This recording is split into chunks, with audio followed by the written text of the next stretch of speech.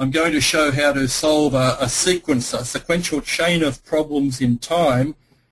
This is necessary when we have to update, for example, magnetic properties as the temperature rises. We have to have a series of problems, and shortly I'll show how we do that.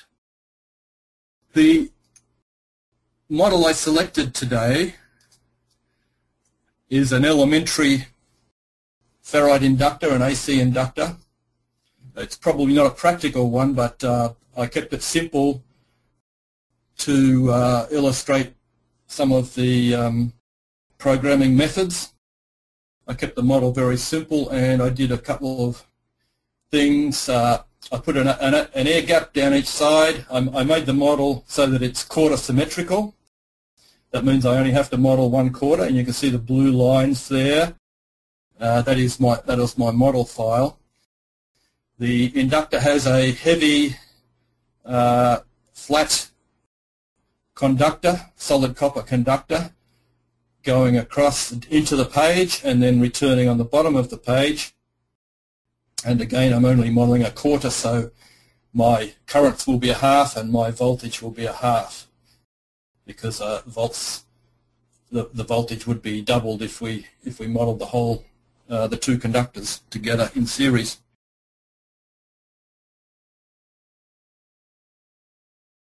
And I can now show the model file of that in QuickField.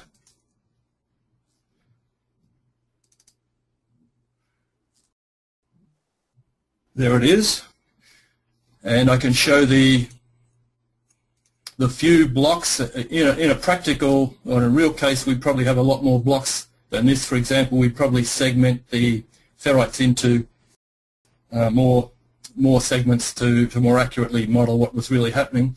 So the ferrite inductor has an air surrounding it around the boundaries of the model. It has the copper conductor in there. There's the copper conductor.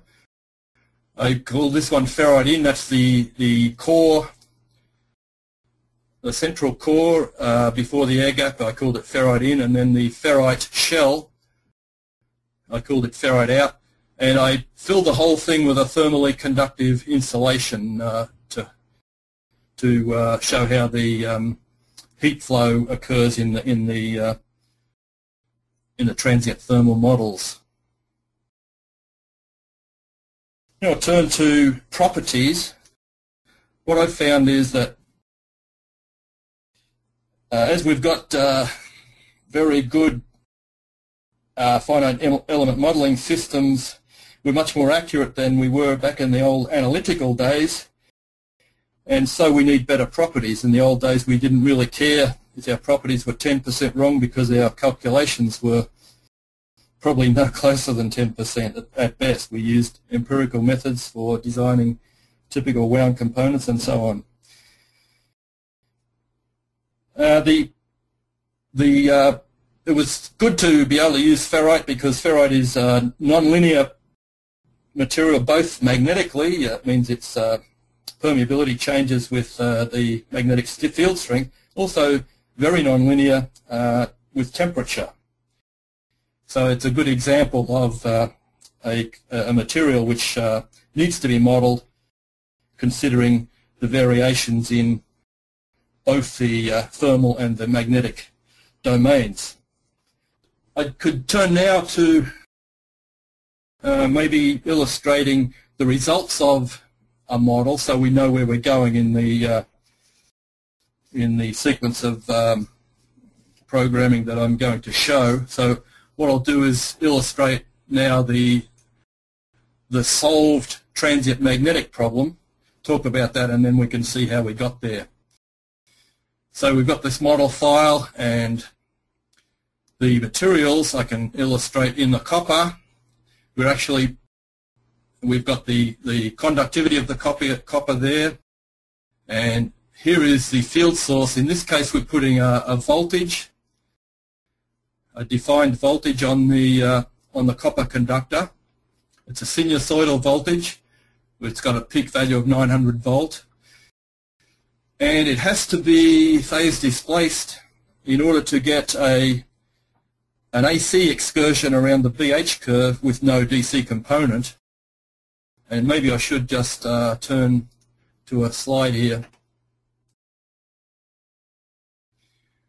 If we started at a zero voltage, simplistically, our flux density is integral of voltage and time. So if we started at 0 and then returned to 0, we would only be in the positive 2 quadrants of the BH curve, or the positive quadrant of the BH curve.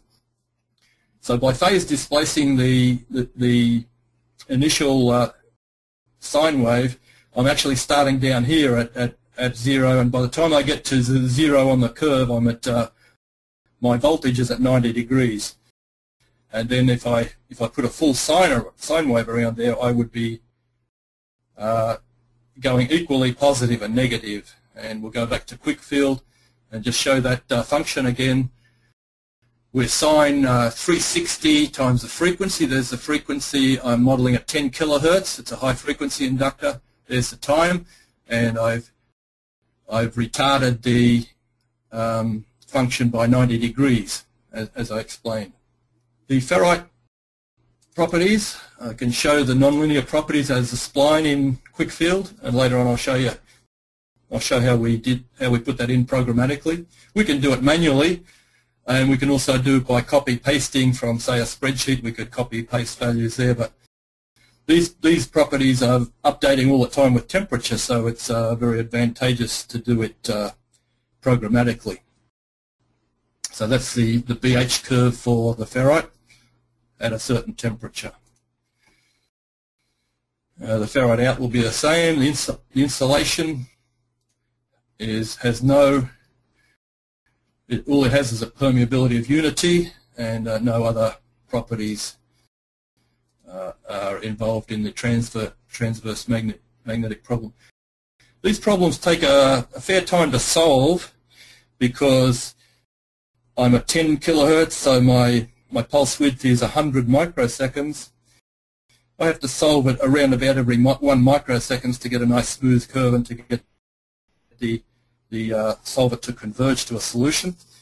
So it could be a matter of several tens of minutes to get this solved. So I won't solve it, it's already been solved, and I will try to illustrate its results now.